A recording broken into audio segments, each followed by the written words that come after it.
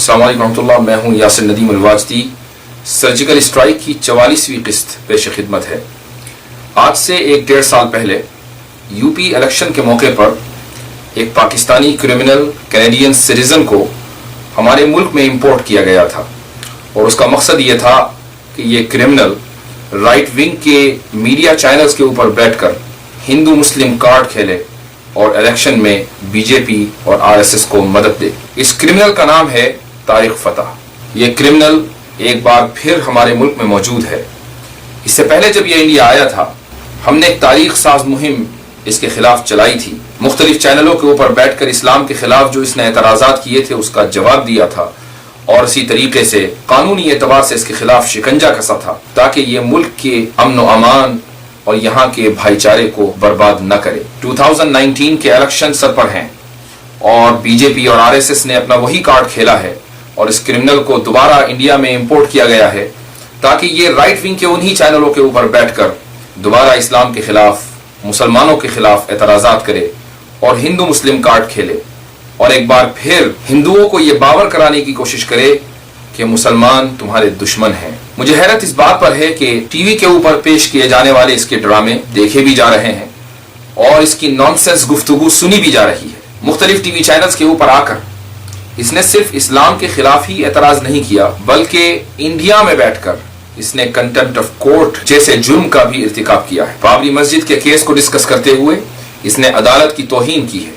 इसलिए मैं इस मुल्क के जितने भी इंसाफ पसंद शहरी हैं और खुसूसन वो लोग जो कानून में महारत रखते हैं या बाय प्रोफेशन वो लॉयर्स हैं, वकील हैं, मैं उनसे दरखास्त करूंगा कि वो इस क्रिमिनल को अपने खूबसूरत मुल्क में पनपने न दें। आखिर आप ये कैसे बर्दाश्त कर सकते हैं कि एक शख्स बाहर से आए और मुल्क के सबसे बड़े इंस्टीट्यूशन यानी सुप्रीम कोर्ट के खिलाफ तौहीन करके चला जाए। हमने इससे पहले भी अपनी वीडियोस के जरिए साबित किया था कि ये शख्स महज एथीस्ट नहीं है बल्कि ये गुस्ताख रसूल भी है और गुस्ताख खुदा भी है और एक आम हिंदुस्तानी की नजर में इस वक्त ये कंटेम्प्ट ऑफ कोर्ट के जुर्म का मुर्तकिब है। इसलिए इसके खिलाफ FIR भी दर्ज होनी चाहिए और अदालतों में मुकदमात भी कायम होने चाहिए।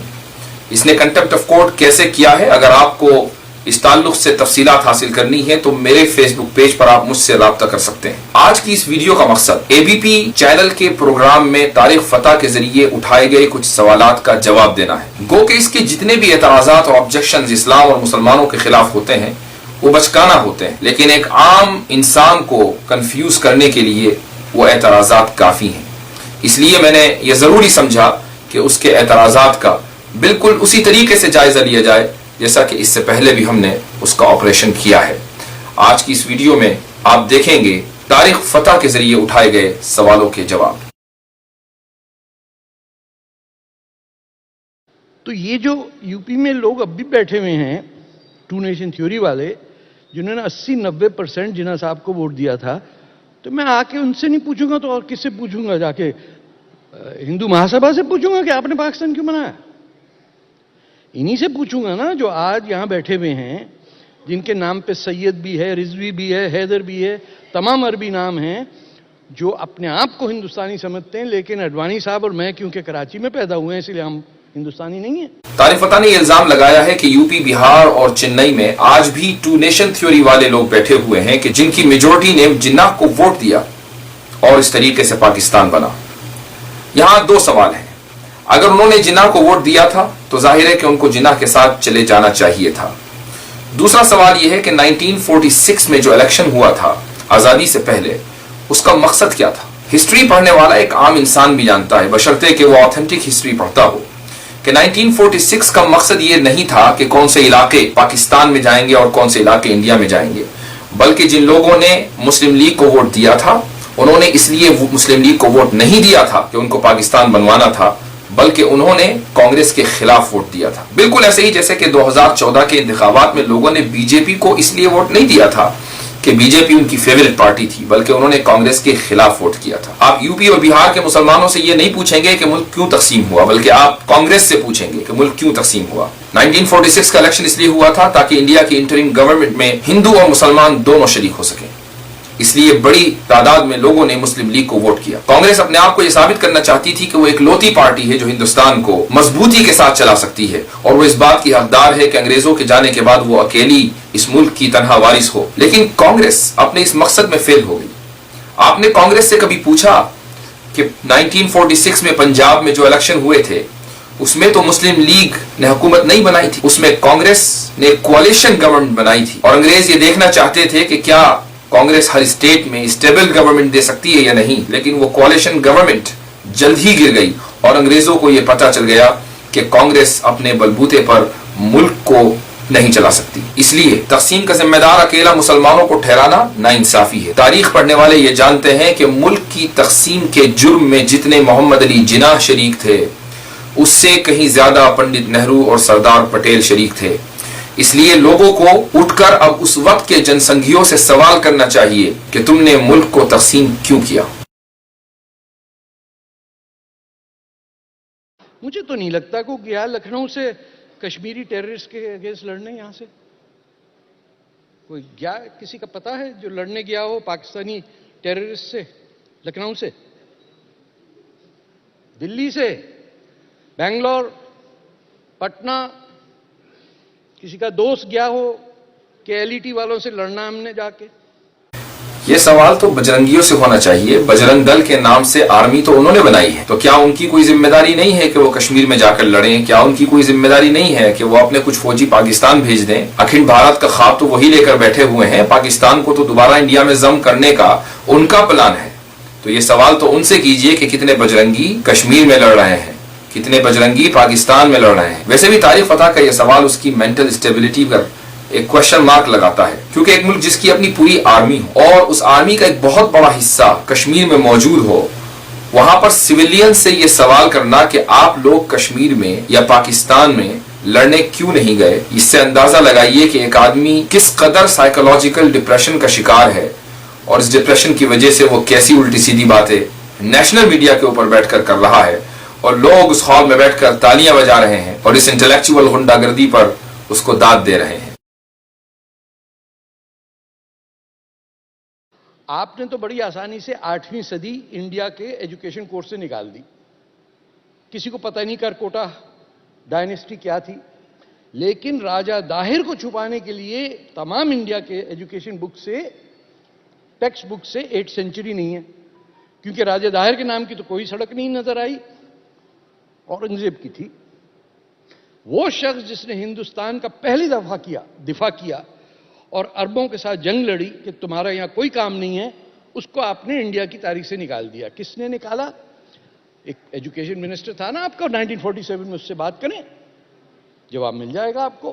راجہ داہر کی تاریخ محمد بن حارث اللافی کے کردار کے بغیر ادھوری ہے، لیکن سب سے پہلے یہ جاننا بھی ضروری ہے کہ آخر راجہ داہر کون تھا اور وہ کیسے راجہ بنا۔ سندھ کی تاریخ کا جو سب سے آتھینٹک ذریعہ ہے وہ ایک کتاب ہے جس کا نام ہے چچ نامہ۔ سندھ کے اس علاقے کا ایک بدھسٹ بادشاہ ہوا کرتا تھا جس کا نام تھا راجہ ساہسے۔ راجہ ساہسے کا ایک وزیر تھا جس کا نام تھا چچ۔ چچ ایک برہمن تھا۔ اس زمانے میں برہمنوں نے اپنے اقتدار کو بچانے کے لیے اور اپنے مذہبی بالادستی اور سپریمیسی کو بچانے کے لیے بدھسٹ کے خلاف ایک تحریک چلا رکھی تھی۔ یہی وجہ ہے کہ چچ نے موقع پا کر راجہ ساہسے کی سلطنت کے اوپر، جو کہ پورے سندھ میں پھیلی ہوئی تھی جہاں آج پاکستان ہے، اس کے اوپر قبضہ کر لیا۔ راجہ چچ کے 2 بیٹے ہوئے، ان میں سے ایک کا نام تھا داہر۔ راجہ داہر اس طریقے سے اس علاقے کا بادشاہ بنا۔ تاریخ فتح جس طریقے سے اس کو ایک عظیم انسان بنا کر پیش کر رہا ہے، وہ کوئی عظیم انسان نہیں تھا، بلکہ وہ ایک لٹیرے کا بیٹا تھا کہ جس نے ایک سلطنت کو لوٹا تھا اور ناجائز طریقے سے ایک سلطنت کے اوپر قبضہ کیا تھا۔ اسی زمانے میں عراق کے گورنر حجاج بن یوسف کے ایک سیکریٹری جس کا نام سعید تھا، اس کا مرڈر ہوتا ہے، اور ایک پورا قبیلہ کہ جس کا لیڈر ہے محمد بن حارث اللافی، وہ قبیلہ اس اساسینیشن کے اندر ملوث ہوتا ہے۔ یہ اساسینیشن کرنے کے بعد محمد بن حارث اللافی اپنے لوگوں کے ساتھ سندھ بھاگ جاتا ہے۔ حجاج بن یوسف کو جب یہ پتا چلتا ہے کہ اس کے سیکریٹری کے قاتل سندھ میں ہیں اور وہاں کے راجہ داہر نے ان کو پناہ دی ہوئی ہے، تو حجاج بن یوسف راجہ داہر کو کہلاتا ہے کہ ان مجرموں کو واپس کر دیا جائے۔ وہ ایک مملکت کے اور ایک سلطنت کے مجرم ہیں اور وہاں کے بھگوڑے ہیں، انہوں نے اس مملکت میں دہشت گردی کا واقعہ انجام دیا ہے. لیکن راجہ طاہر خود بھی چونکہ ایک بدکردار شخص تھا، ایک لٹیرے کا بیٹا تھا جس نے ایک بدھسٹ کی سلطنت کو لوٹا تھا، وہ ان انسانی ویلیوز کو نہیں سمجھ سکتا تھا کہ کیسے ایک کرمنل کا ساتھ دینا یہ بھی غلط ہے. محمد بن حارث اللافی کو اس نے واپس کرنے سے انکار کر دیا، اور اس لیے حجاج بن یوسف نے اپنے جرنیل محمد بن قاسم کو سندھ کے اوپر حملہ کرنے کے لیے بھیجا. اگر اس جنگ کا مقصد پورے انڈیا کو خلافت میں شامل کرنا ہوتا تو محمد بن قاسم کو واپس نہ بلایا جاتا، اور محمد بن قاسم کی یہ مہم آگے بھی چلتی رہتی. سندھ سے آگے بڑھ کر گجرات اور پورا نارتھ اور ساؤتھ انڈیا اسی زمانے میں محمد بن قاسم کے ہاتھ فتح ہو جاتا. لیکن ایسا نہیں ہوا. محمد بن قاسم جس مہم کے اوپر آئے تھے اس مہم کو انہوں نے مکمل کیا اور واپس چلے گئے. تو ایسے لٹیرے اور بزدلوں کی کہ جنہوں نے دوسرے ملک کے دہشت گردوں کو اپنے یہاں پناہ دی ہے، ان کی تاریخ کو اسکولوں میں پڑھا کر آخر کیا فائدہ. اور یہ بھی یاد رکھیے کہ آج کے اس دور میں امریکہ نے جن جن ممالک کے اوپر جنگیں مسلط کی ہیں اس کا نیریٹو یہی رہا ہے کہ ہمارے دشمن اور ہمارے امن کو ختم کرنے والے تمہارے ملک میں پناہ لیے ہوئے ہیں، اس لیے ہمیں حق ہے کہ ہم تمہارے اوپر بم برسائیں. اس سے قطع نظر کہ اس کا یہ نیریٹو صحیح ہے یا نہیں، لوگوں کی ایک بڑی تعداد نے، دنیا کے بہت سے ممالک نے امریکہ کے اس نیریٹو کو قبول کیا ہے. ہم پیدا ہندو ہوئے، ہم نے اسلام کو چوز کیا، لیکن ہم ہندوستان کو نہیں چھوڑ سکتے. اپنے نام کے آگے سید لگا دے. سارے قریشی یہیں دلی میں بیٹھے ہوئے ہیں. ارے کوئی عراق میں بھی تو بتاؤ قریشی ہو، کوئی مکہ میں ہے قریشی، کوئی جارڈن میں. ارے کہیں نہیں ہے. سارے کے سارے پروفٹ محمد کی ٹرائب چل کے دلی میں آ کے بیٹھ گئی پرانی میں. آؤ بھائی گوشت کاٹتے ہیں. ایک جاہل انسان جب اپنے آپ کو انٹلیکچوئل سمجھنے لگے اور خوش قسمتی سے اس کو بڑے بڑے فورمز اور بڑے بڑے اسٹیج بھی مل جائے تو اس سے زیادہ آپ کیا توقع کر سکتے ہیں. اس شخص نے یہ دعویٰ کیا ہے کہ کیا کوئی قریشی عراق میں بھی ہے، کیا کوئی قریشی مکہ میں بھی ہے. So let me enlighten you Mister Tarek Fatah. Quraysh کے ہزاروں نہیں بلکہ لاکھوں افراد آج بھی عراق میں رہتے ہیں. باقاعدہ انٹرنیٹ کے اوپر ان کے خاندانوں کی پوری لسٹ موجود ہے. مکہ میں آج بھی قریشی خاندان آباد ہیں، بلکہ مکہ شہر سے باہر نکل کر ویلی آف عرفات اور مکہ سٹی کے درمیان ہی ایک بہت بڑا خاندان جو قریش کی شاخ ہے آج بھی آباد ہے. اسی طریقے سے قریش قبیلے کی 3 شاخیں مکہ اور طائف کے درمیان آباد ہیں، اور خود مکہ کے درمیان تو ایک بڑی تعداد قریش کی رہتی ہے. یہ الگ بات ہے کہ آپ کی جہالت کا سمندر بڑا گہرا ہے، اس لیے ہر جھوٹ اس میں سما جاتا ہے. تو ہندو تو لڑ رہا ہے ہندو سے کہ مسلمان کی زندگی ٹھیک ہو. مسلمان کون ہے جو لڑ رہا ہے مسلمان سے کہ ہندو کی عزت کرو؟ تمہیں جس نے گھر میں پناہ دی، جو پروفٹ محمد کی اولادوں کو جس نے سندھ میں جگہ دی، وہ بیٹھے میں کہنا نہیں.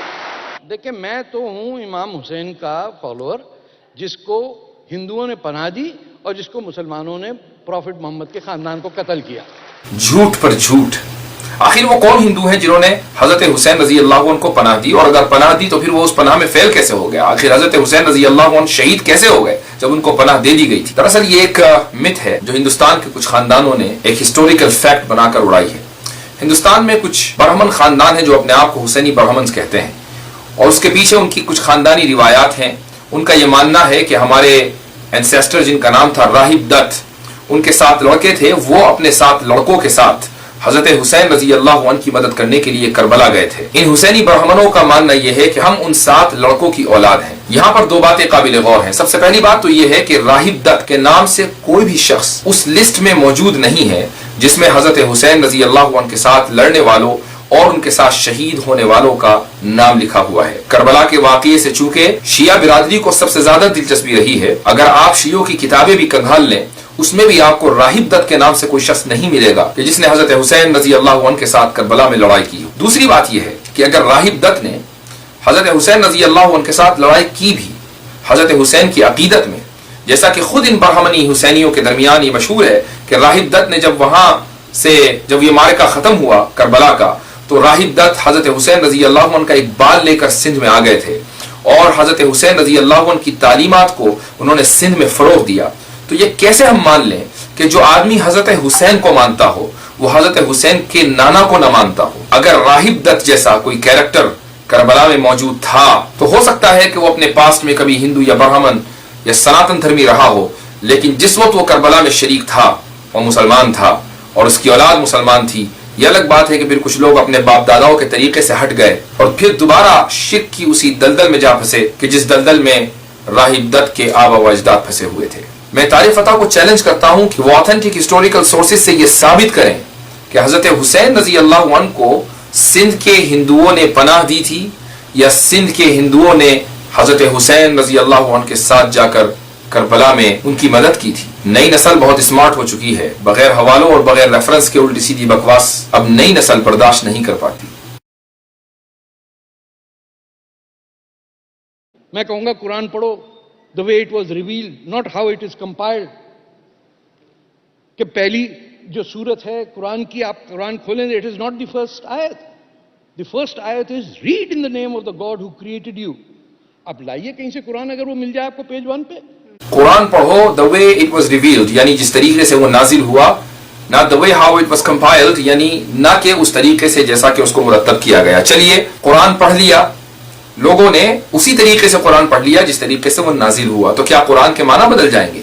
تو کیا قرآن کا پیغام بدل جائے گا؟ کیا قرآن کا مقصد بدل جائے گا؟ کیا قرآن اللہ کی کتاب نہیں رہے گی؟ یہ شخص بار بار اپنی اسپیچز میں اور اپنے پروگرامز کے اندر یہ دھوکہ دیتا ہے کہ قرآن کریم کو صحابہ نے بدل دیا، چونکہ اب قرآن کریم کی وہ ترتیب نہیں ہے جس ترتیب پر قرآن کریم نازل ہوا۔ دراصل یہ شخص کا صحابہ کرام رضی اللہ عنہم کے خلاف ایک بغض ہے، اور وہ بغض کیوں نہ ہو؟ جو شخص رسول سے بغض رکھتا ہو، جو شخص رسول صلی اللہ علیہ وسلم کی شان میں گستاخی کرتا ہو، جو شخص اللہ کی شان میں گستاخی کرتا ہو، جو شخص قرآن کریم کی شان میں گستاخی کرتا ہو، ہماری پرانی ویڈیوز کے اندر ان تمام چیزوں کے ثبوت ہیں، وہ صحابہ کی شان میں گستاخی کیوں نہیں کرے گا؟ صحابہ کا نمبر تو پھر بھی بہت بعد میں ہے۔ اب سوال یہ ہے کہ قرآن کریم کو کی جو موجودہ ترتیب ہے، آخر وہ ترتیب کیسے بنی؟ کیا صحابہ نے اپنی مرضی سے قرآن کریم کو اس طریقے سے آرگنائز کیا، قرآن کریم کو اس طریقے سے مرتب کیا، یا پھر نبی کریم صلی اللہ علیہ وسلم کے حکم سے قرآن کی یہ ترتیب دی گئی؟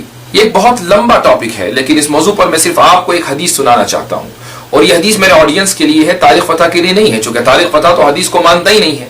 یہ الگ بات ہے کہ وہ ان حدیثوں کو مانتا ہے کہ جس سے اس کو لگتا ہے کہ میرا مقصد حل ہو جائے گا۔ ایک حدیث میں آتا ہے، مسند احمد کی روایت ہے کہ نبی کریم صلی اللہ علیہ وسلم نے جب قرآن کریم کی آیت ان اللہ یأمر بالعدل والاحسان وایتاء ذی القربى سورہ نحل کی آیت جب نازل ہوئی تو آپ صلی اللہ علیہ وسلم نے ایک صحابی سے یہ ارشاد فرمایا کہ اللہ تعالیٰ نے جبریل کو حکم دیا اور جبریل نے مجھے بتایا کہ اس آیت کو اس سورت میں سورہ نحل میں کس جگہ رکھنا ہے، کس آیت کے بعد رکھنا ہے اور کس آیت سے پہلے رکھنا ہے۔ نبی کریم صلی اللہ علیہ وسلم نے اپنی زندگی میں ہی صحابہ کو بتا دیا تھا کہ قرآن کریم کی کون سی آیت کس جگہ رکھی جانی ہے۔ آپ صلی اللہ علیہ وسلم نے پورے قرآن کو اپنے سامنے ہی مرتب کروا دیا تھا۔ یہ الگ بات ہے کہ قرآن کریم کو ایک یونیفائڈ بک کی شکل میں صحابہ کرام رضی اللہ عنہم کے زمانے میں کمپائل کیا گیا۔ یہ سارا امیت ڈائنسٹی جو ہے 18 سال تو انہوں نے حج نہیں کرنے دیا۔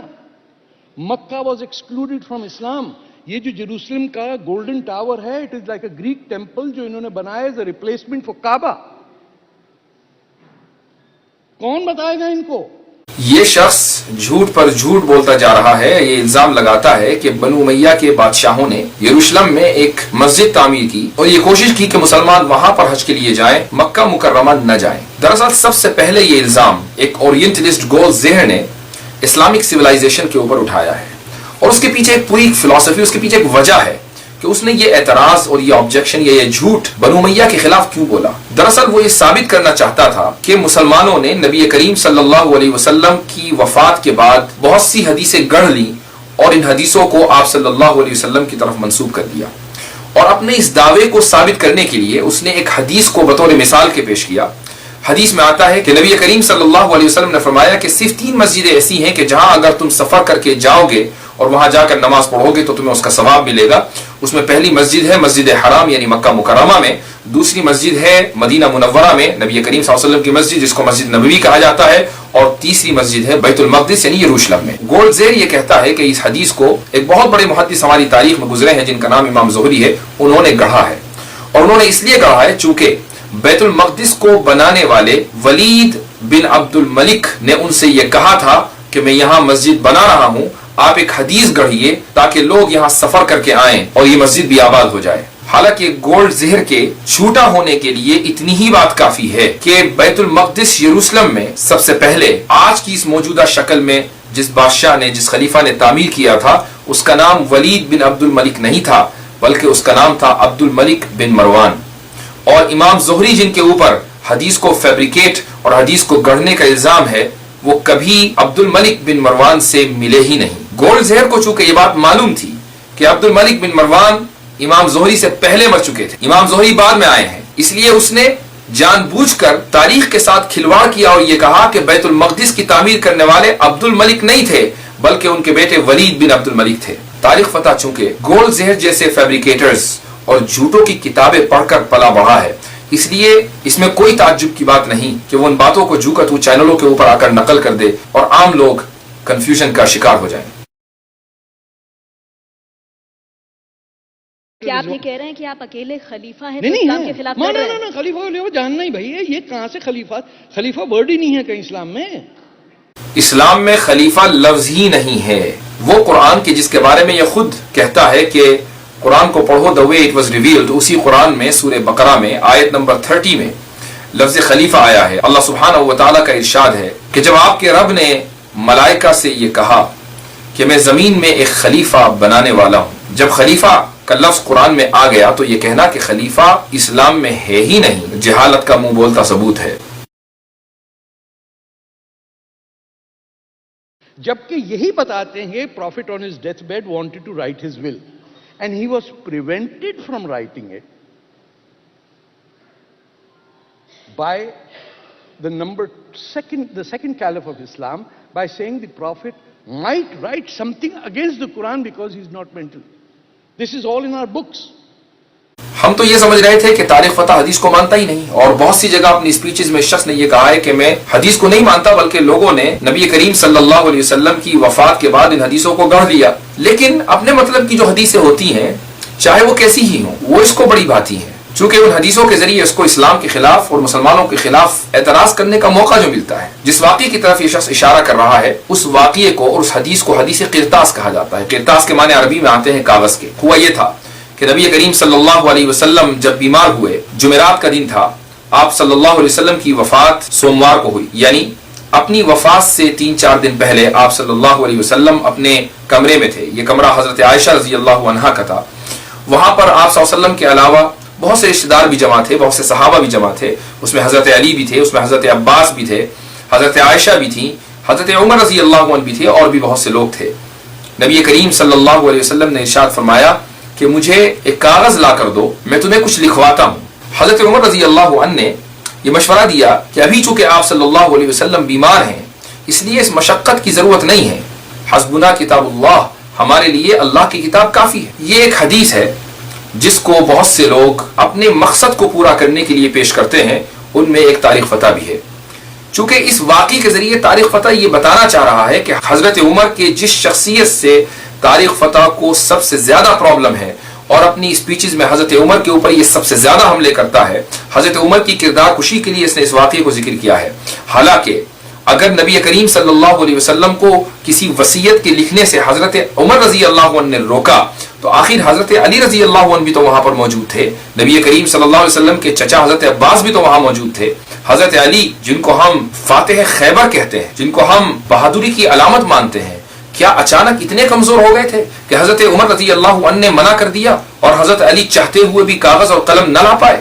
اگر حضرت عمر رضی اللہ عنہ کاغذ لانے سے منع کرنے کی وجہ سے مجرم ہیں تو پھر یہ الزام تو حضرت علی پر بھی لگتا ہے اور یہ الزام حضرت عباس رضی اللہ عنہما پر بھی لگتا ہے۔ لیکن چونکہ واقعہ یہ تھا ہی نہیں، اگر نبی کریم صلی اللہ علیہ وسلم کو واقعی خلافت سے متعلق، واقعی اہل بیت سے متعلق، واقعی حضرت علی رضی اللہ عنہ کو خلیفہ بنانے سے متعلق کوئی وصیت کرنی ہوتی، واقعی حضرت عمر رضی اللہ عنہ کے خلاف یا حضرت ابو بکر کے خلاف کوئی وصیت کرنی ہوتی تو نبی کریم صلی اللہ علیہ وسلم اس واقعے کے بعد، جس وقت یہ کمرے میں یہ واقعہ ہوا ہے اس کے بعد بھی زندہ رہے ہیں۔ چونکہ یہ واقعہ جمعرات کے دن ہوا، جمعہ کے دن نبی کریم صلی اللہ علیہ وسلم کو ملا، سنیچر کا روز ملا، اتوار کا روز ملا، اس کے بعد سوموار میں صبح کے وقت محمد صلی اللہ علیہ وسلم کی وفات ہوئی ہے۔ تو آخر ان 3 دنوں میں نبی کریم صلی اللہ علیہ وسلم نے دوبارہ وصیت کیوں نہیں کر دی؟ کیا چیز رکاوٹ تھی؟ اب یہاں سوال یہ ہوتا ہے کہ پھر بھی اگر نبی کریم صلی اللہ علیہ وسلم کچھ لکھوانا چاہتے تھے تو حضرت عمر رضی اللہ عنہ نے منع کیا ہی کیوں؟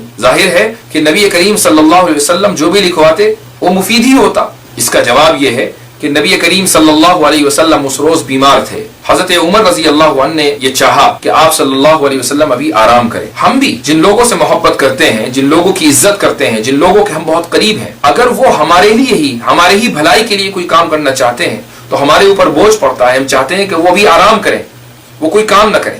حضرت عمر رضی اللہ عنہ نے یہی مشورہ نبی کریم صلی اللہ علیہ وسلم کو دیا کہ یا رسول اللہ آپ ابھی آرام فرمائیے, اور اگر کسی وجہ سے آپ یہ تحریر نہ لکھوا سکے تو بھی کوئی حرج نہیں ہے. ہماری ہدایت کے لیے کتاب اللہ تو موجود ہے, اللہ کی کتاب یعنی قرآن کریم تو موجود ہے.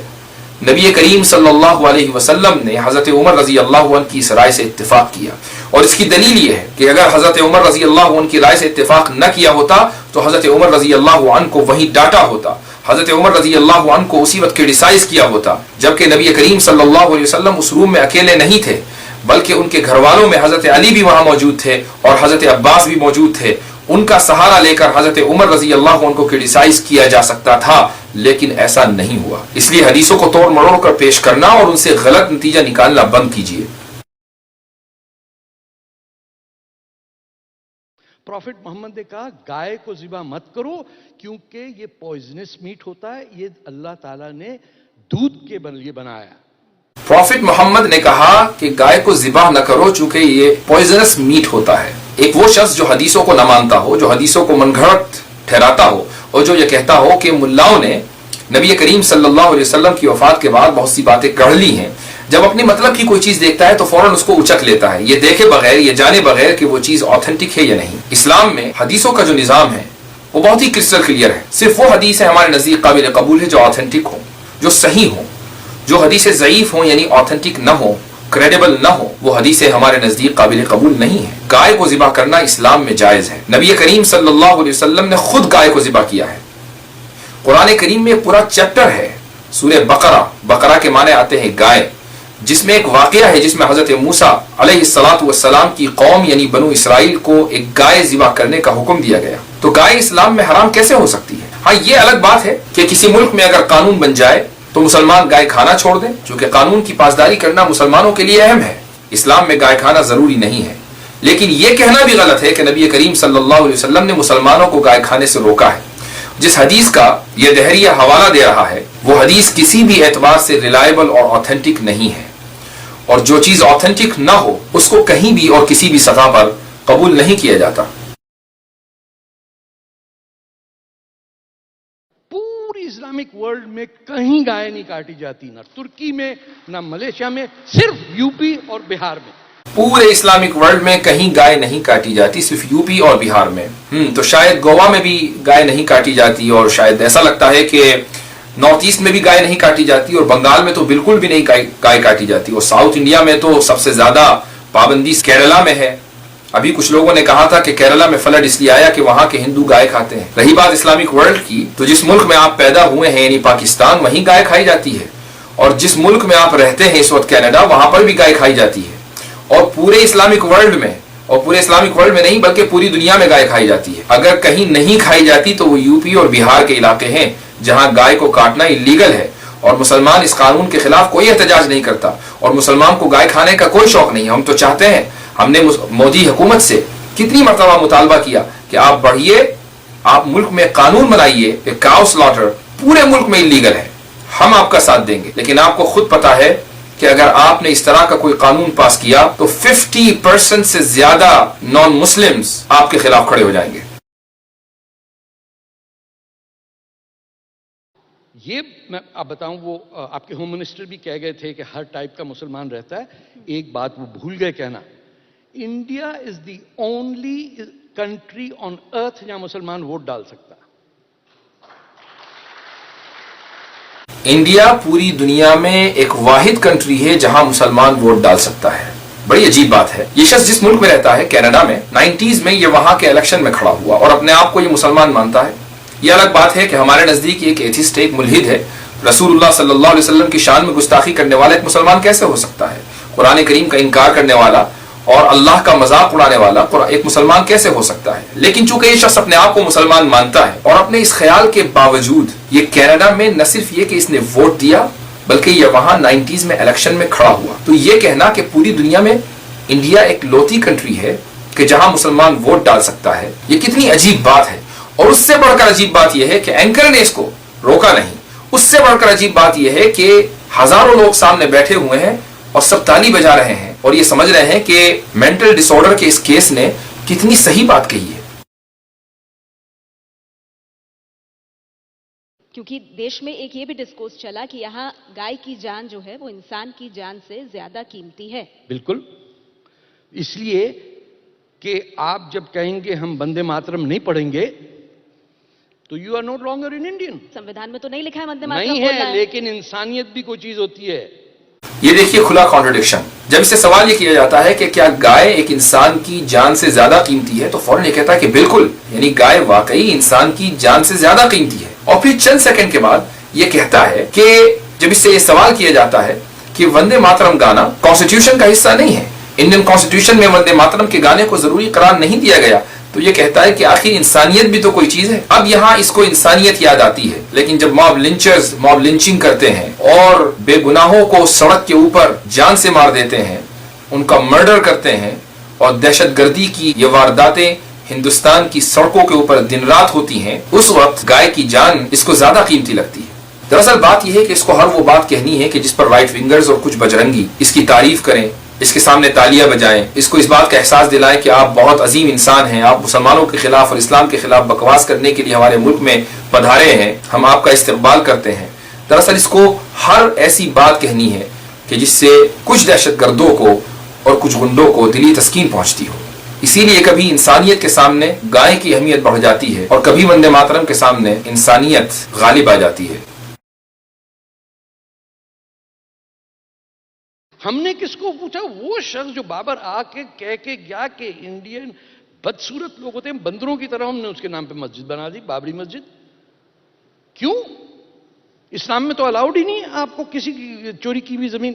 اسلام میں تو چوری کی ہوئی زمین پر مسجد بنانا جائز ہی نہیں ہے. بات تو صحیح ہے، لیکن آپ اپنے دوستوں سے جن کی دعوت پر آپ آج کل انڈیا ٹہل رہے ہیں ان سے کہیے کہ آپ اپنی پراپرٹی کی جو ایودھیا میں واقع ہے اس کی اونرشپ کے پیپر لے کر سپریم کورٹ فوراً پہنچیں، چونکہ سپریم کورٹ پہ کیس چل رہا ہے اور یہ کیس ٹائٹل سوٹ ہے. اگر زمین چوری کی ہوئی ہے، ایک باہر سے انویڈر آیا تھا، حالانکہ ہمیں یہ بھولنا نہیں چاہیے کہ باہر سے صرف ایک قوم کے لوگ نہیں آئے تھے بلکہ کچھ دوسرے بھی انویڈرز آئے تھے. یہ الگ بات ہے کہ وہ چند ہزار سال پہلے آ گئے تھے. آج جن کو ہم آرینز کہتے ہیں اور جن کو آج ہم برہمنز کہتے ہیں وہ بھی تو انویڈرز کی اولاد ہیں. لیکن چلیے اس موضوع کو ہم کسی اور وقت کے لیے اٹھا کر رکھتے ہیں. ہمارا تو یہ کہنا ہے کہ اگر یہ زمین جو ایودھیا میں واقع ہے چوری کی ہوئی ہے تو یقیناً آپ کے پاس اس کی پراپرٹی کے کچھ کاغذات ہوں گے.